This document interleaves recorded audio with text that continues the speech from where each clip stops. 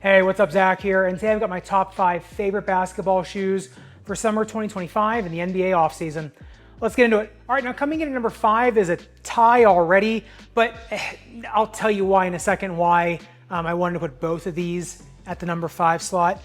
Coming in at number 5 is number 1, the Nike Sabrina 2, as well as the Leaning JB3. Now, honestly, the JB3 I think could really take any spot on this list. It is a super high performing shoe.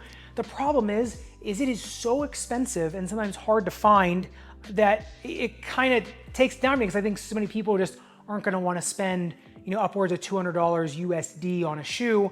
And the Sabrina 2 to me is one of the more agile shoes out there. It just maybe doesn't have the durability in the midsole and the outsole as other ones, but the agility in both of these shoes and just how easy they are to get from step to step and really how unencumbering they are. I think that they both kind of occupy that space. They do it in completely different ways, that's for sure. The Leaning JB3 with that massive carbon fiber plate that goes into the forefoot, kind of springboard effect, the outsole tread made a little bit more of a different compound. It's more of a flat tread. The Sabrina is a little bit more of a traditional outsole tread.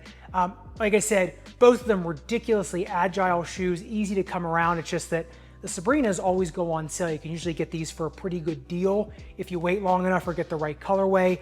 Whereas the JB3, you can try, but in a lot of the times, they are a little bit pricey. And coming in at number 4 is a shoe that gets on this list mainly for its versatility, and that is the New Balance two-way V5. And I know that this shoe gets on just about every list in almost every category, but when a shoe is this versatile, when it's this useful for so many people, it's this rugged and it can do so many things so well. And then a lot of times the two-way line gets down into the $40 range in terms of price. You just can't beat the versatility and value of these things. And so, they're, honestly, the Kawhi 4 is also a really good shoe from New Balance. And I think it could get on this list. It's not on it, spoiler. But I think that's like kind of right there, and kind of like that number 6, an honorable mention, right? The Kawhi 4 could be, but in terms of indoor, outdoor, really any foot type you put them in, the two-way V5, the protection of them, it's got something for everybody. And so as long as they keep making them with this much versatility and this much value packed into them, it's gonna keep getting on this list. All right, and coming in at number 3, I guess it would be a tie, but it's the 361 Joker 1 as well as Joker 1 GT. Now, the Joker 1 GT maybe has a little bit more of a lighter midsole foam, maybe a little bit more spring to it. It's got the carbon fiber in it. However, the Joker 1, to me, I think is just as good.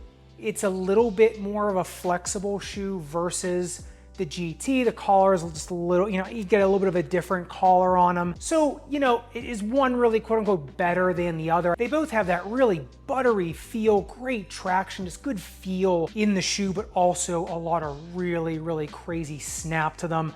I thought these were in the Kawhi 4, I thought these were really similar to where they brought a lot of comfort and protection, but also enough performance to them that they hit that perfect sweet spot. So for sure, either one of them, I think I'd go with either one of these and be happy. All right, and coming in at number 2 is the Way of Wade All City 13. I know the colorways, or I should say the cosmetics in general on these have gotten a little bit of mixed reviews, but to me, can't deny the performance of them. I actually think they're kind of cool looking, but that's just me.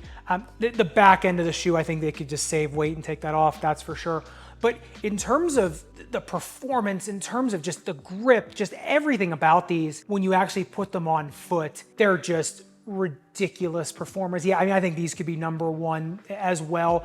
The only thing, they just do trap a little bit of heat, a little bit of moisture with the paneling. I think that's really the only really bad part about these that I see. The undulating flange on this is one of my favorite things on any shoe because it gives you really easy fluid side-to-side steps, but also it has enough protection for side-to-side containment. It also has just a ridiculous amount of pop in it, whether it be first step launch, bounce, whatever.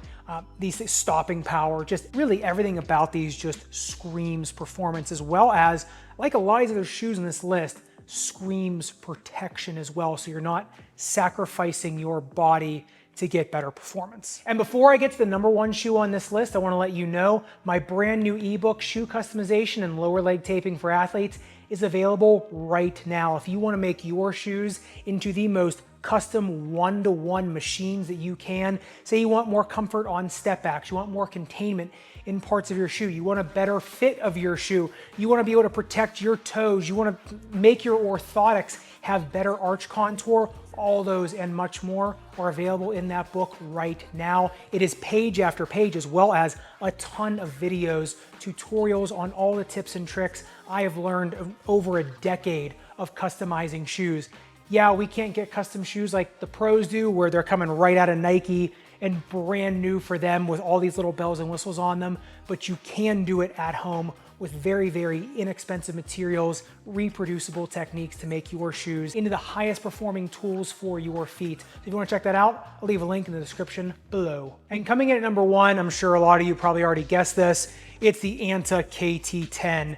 This one to me came out of nowhere because the KT9, I think it was good for certain people. The 8s were good, but the 10 just took it to another level. It's hard to find many faults in this shoe. Once again, I think the theme of this year, maybe besides the Sabrina 2, but the theme is not sacrificing your feet for performance. And now the Sabrina 2 is not bad by any means. It's just these other ones all, I think, like really bring the foot doctor side of this, like the foot doctor Zach side of this, as well as the performance side. And then the KT10 is no different. Like I said, it's hard to start rattling off all the features on them because there are just so many. But I think the biggest compliments I could give these are that there are too many features to list and that there's not much wrong that I can say about them. So honestly, this is to me is kind of like a Way of Wade 10 type shoe where you look at it, you're like, I mean, you know, there's a few faults here and there, a few little things I would have done that I don't really love.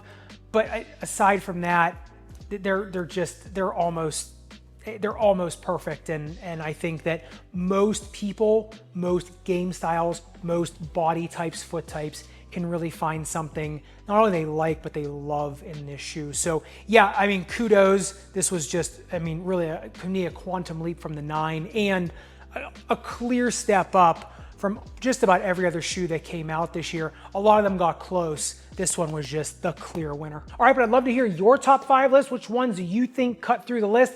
I know this year the Fresh Foam BBV3 was not on this list. A lot of the Adidas ones that sometimes get on this list were not. It's just, there's so much competition.